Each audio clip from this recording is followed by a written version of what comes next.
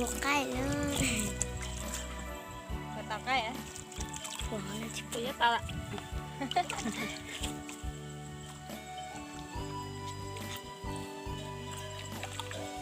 ý chậm chậm là sao? Ý chậm chậm là sao chứ? Đâu cái dạo một chút. Ý chậm đến téo là sao? Nhìn chết. Cái nó giờ nó phải hồi rong chìm buồn nó. Hồi rong nó. Cô bé từ nó ông quay. Tại nó. Ôi, cái này tôi thấy nó.